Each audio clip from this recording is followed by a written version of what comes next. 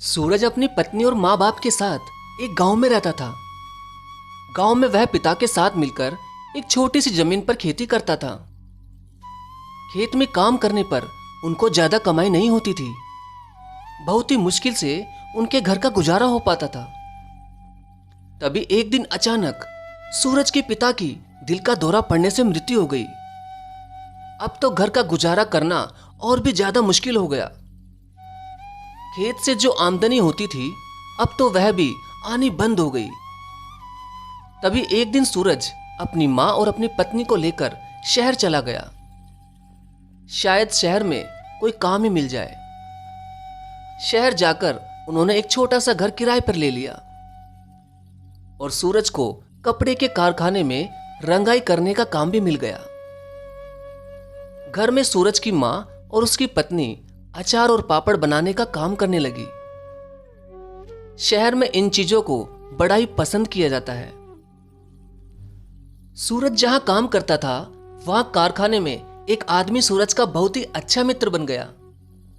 वह ठाकुर जी का बहुत बड़ा भक्त था और सूरज को रोज नई नई ठाकुर जी की लीलाएं गाकर सुनाता था। सूरज को ठाकुर जी की लीलाएं सुनकर बड़ा ही आनंद मिलता था और अब हर रोज ठाकुर जी की कथाएं सुन सुनकर सूरज पर भी भक्ति का रंग चढ़ने लगा था। वह घर आकर जो भी कुछ अपने मित्र से सुनता वह सब कुछ अपनी मां और पत्नी को सुनाता था। मां और पत्नी ठाकुर जी की लीला सुनकर बड़ी ही आनंदित होती थी। एक दिन सूरज ने अपने मित्र से कहा, तुम जिस ठाकुर जी की कथा मुझे सुनाते हो वह दिखने में कैसे लगते हैं? मुझे तो उनकी सूरत का भी पता नहीं। उनके दर्शन कब कराओगे मुझे? ऐसा सुनकर उसके मित्र ने अगले ही दिन ठाकुर जी का एक चित्र लाकर उसे दे दिया। वह बड़ा ही मधुर बाल गोपाल का चित्र था। बाल गोपाल जी बड़े मोहक थे। कानों में बड़े बड़े कुंडल, गले में बड़े बड़े हार, मोतियों की माला, हाथ में बाजूबंद, पांव में पायल डालकर आलती पालती मारकर बैठे हुए थे। पास में एक माखन की बड़ी सी मटकी रखी हुई थी जो हीरे मोतियों से जड़ी हुई थी। माखन की मटकी माखन से भरी हो जाने के कारण उस मटकी का माखन बाहर की ओर गिरता हुआ दिखाई देता था और ठाकुर जी 2 उंगलियों को माखन में डुबोकर पूरे मुंह पर माखन लगाकर खा रहे थे और मंद मंद मुस्कुरा रहे थे। इतनी आकर्षक मूर्ति को देखकर सूरज अपनी सुध-बुध खो बैठा था। वह चित्र को लेकर अपने घर चला गया और घर की एक अलमारी को साफ करके उस जगह पर कपड़ा बिछाकर उस चित्र को वहां रख दिया। वह अपनी पत्नी से बोला, यह देखो, जिस बाल गोपाल की कथा मैं तुम्हें सुनाता था वे यही लड्डू गोपाल हैं। पत्नी को बड़ी प्रसन्नता हुई। वह भी लगन से ठाकुर जी की सेवा करने लगी। सूरज का बेटा 2 साल का हो गया था। वह सही से खाना नहीं खाता था। एक दिन उसकी मां ने उससे कहा, देखो बाल गोपाल भी कैसे मजे से माखन खा रहे हैं, तुम भी ऐसे ही खाया करो। बेटे ने पूछा, मां यह कौन है? मां ने कहा, यह हमारे कान्हा प्रभु हैं। सूरज का बेटा बड़ा ही खुश हुआ और उसने कहा कि कान्हा प्रभु, मैं भी आपके साथ माखन खाऊंगा। उसकी मां ने कहा कि ठीक है, मैं तुम्हें रोटी से लगाकर माखन खिलाऊंगी। और उसने रोटी का टुकड़ा भगवान के चित्र की मटकी पर लगाकर अपने बेटे को बड़े चाव से खिलाया, मानो जैसे वह वाकई में ही माखन की रोटी खिला रही हो। लेकिन रोटी से माखन खिलाने की उनकी हैसियत नहीं थी। वह बहुत ही ज्यादा गरीब थे। अब सूरज का बेटा बड़े चाव से रोटी खाने लगा जैसे वाकई में ही माखन की रोटी खा रहा हो। और अब हर रोज ही ऐसा ही होने लगा। वह रोज अपने बेटे को रोटी का कोरा माखन की मटकी के ऊपर लगाती और उसे खिला देती। इस तरह बच्चा रोटी भी खा लेता और उसे ऐसा लगता जैसे उसने वाकई में ही माखन की रोटी खाई हो।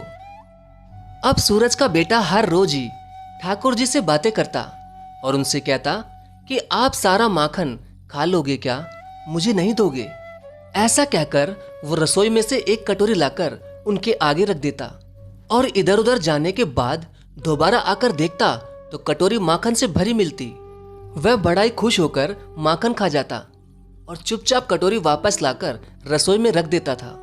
सूरज की पत्नी जब बर्तन मांज रही होती तो चिकनी कटोरी देखकर बच्चे से पूछती, अरे यह कटोरी इतनी चिकनी क्यों है? तब उसका बेटा थोड़ा तुतलाकर कहता कि आज तो गोपाल जी ने मुझे बहुत सारा माखन खिलाया। पर उसकी माँ को उसकी कोई बात समझ में नहीं आती थी और बच्चा समझकर उसकी बातों को टाल देती थी। लेकिन वह आश्चर्य में पड़ी रहती कि कटोरी रोज चिकनी कैसे हो जाती थी।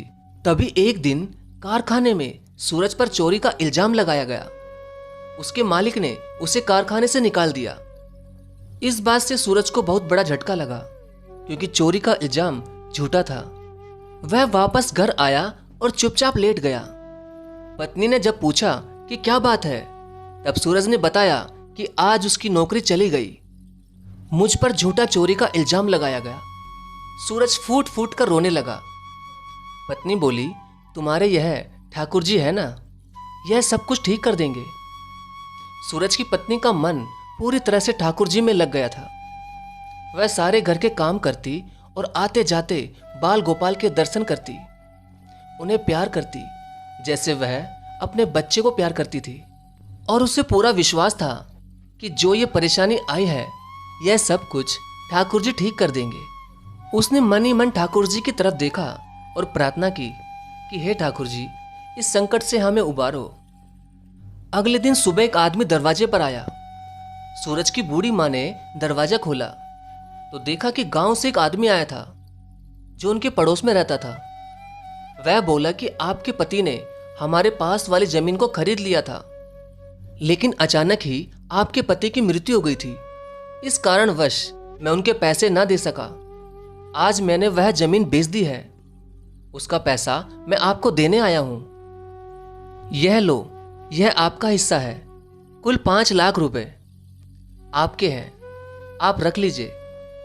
सूरज की मां को बड़ा ही आश्चर्य हुआ क्योंकि उनके पति ने कभी कोई जमीन ली थी ऐसा तो उन्होंने कभी बताया ही नहीं। पर वह आदमी नहीं माना और 5 लाख रुपए सूरज की मां के हाथ में रखकर चला गया और जाते जाते अपना नाम मुंशीलाल बता गया। इतने पैसों को देखकर सूरज, उसकी पत्नी और उसकी मां की आंखों में खुशी के आंसू झलक रहे थे और घर के सभी लोग ठाकुर जी के आगे हाथ जोड़कर उनका धन्यवाद कर रहे थे और कह रहे थे कि प्रभु, आपने हमें बड़े भारी संकट से उबारा है, आपका शुक्रिया। लेकिन आश्चर्य बना रहा कि क्या पिताजी ने कोई जमीन खरीदी थी और हमें नहीं बताई? ऐसा कैसे हो गया? लेकिन पिताजी ने जो भी किया अच्छा किया। तभी उन पैसों से सूरज ने पास में एक दुकान खरीद ली और अचार और पापड़ का बिजनेस शुरू कर लिया। काम इतना बढ़ा कि कुछ ही दिनों में सूरज बहुत ही अच्छे पैसे कमाने लगा। अब उसकी दुकान में बहुत सारे नौकर थे। घर में हर तरीके का आराम हो गया। सूरज जो पहले एक कारखाने में नौकर था, अब उसकी दुकान में ही बहुत सारे नौकर थे जो उसके नीचे काम करते थे। एक दिन सूरज के पास एक आदमी काम मांगने आया। सूरज ने उससे पूछा कि कहाँ से आए हो? उसने कहा, पास ही के गांव से आया हूँ, तुम्हारे गांव का ही हूँ, यहाँ काम की तलाश में आया था। तब सूरज ने उससे कहा कि भैया, हमारे गांव के एक मुंशीलाल जी हैं जो अभी कुछ दिनों पहले ही मुझे बहुत सारा पैसा दे गए थे और बता रहे थे कि हमारे पिताजी ने कोई जमीन खरीदी थी। वह जमीन बेचकर हमारे हिस्से का पैसा हमें देने आए थे। इस पर वह आदमी बड़ा आश्चर्य करने लगा और बोला कि कौन से मुंशीलाल जी की बात कर रहे हो? वही जो तुम्हारे पड़ोसी हैं। लेकिन उन्हें तो गुजरे हुए बहुत साल हो गए हैं, वह कैसे आ सकते हैं आपको पैसा देने? उन्हें तो स्वर्ग सिधारे बहुत साल हो चुके हैं। अब तो सूरज के होश गुम हो गए। उसने उस आदमी से कहा कि भैया, ऐसा कैसे हो सकता है? मुंशीलाल जी तो अभी कुछ दिन पहले ही वह मुझे 5 लाख रुपए दे के गए हैं। तब वह आदमी बोला कि भैया, मुंशीलाल जी को मरे हुए बहुत साल हो गए हैं और जिस जमीन की तुम बात कर रहे हो उसकी कीमत तो इतनी है भी नहीं। 5 लाख रुपए तो बहुत बड़ी कीमत है। अब तो सूरज एकदम हक्का बक्का रह गया। वह भागा भागा घर गया और अपनी पत्नी को यह बात बताई। पत्नी को भी बड़ा आश्चर्य हुआ, माँ को भी बड़ी हैरानी हुई तभी तीनों ने मिलकर ठाकुर जी के चित्र की तरफ देखा तो क्या देखा कि ठाकुर जी के चित्र के सारे गहने गायब है।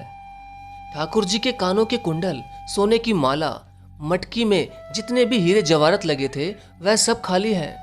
ठाकुर जी बिना गहने और बिना आभूषणों के बैठे हैं। यह सब देखकर वह बड़ा ही हैरत में पड़ गए और पूरा ही परिवार बड़ा ही दुखी होता हुआ सर पीट पीट कर रोने लगा। अब किसी के भी आंखों से आंसू रुकने का नाम ही नहीं ले रहे थे। तीनों सर पीट पीट कर रोने लगे और यह कह रहे थे कि हमारे ठाकुर जी ने हम पर इतना उपकार किया, अपने सारे गहने आभूषण बेच दिए और किसी मुंशी लाल को भेज दिया जो कि अब इस दुनिया में है ही नहीं। उस मुंशी लाल के रूप में खुद आकर हमें 5 लाख रुपए दे गए। सूरज जोर जोर से रोने लगा और कहने लगा कि ठाकुर जी, आप अपने भक्तों का दुख देख नहीं पाते, इसलिए अपने भक्तों का दुख दूर करने के लिए आपने अपने गहने तक बेच दिए। ऐसा क्यों प्रभु, ऐसा क्यों किया आपने? मैंने तो आज तक कोई आपकी ज्यादा भक्ति भी नहीं की, फिर भी आपने इतनी कृपा मुझ पर क्यों की? आपका तहे दिल से शुक्रिया प्रभु, लेकिन आपका ये कर्जा मैं कैसे चुकाऊंगा? लेकिन सूरज को यह नहीं पता था कि सूरज की पत्नी ठाकुर जी को अपना ही पुत्र मानती थी। तो आज ठाकुर जी ने पुत्र होने का मोल चुका दिया। बोलो ठाकुर जी की जय। धन्यवाद।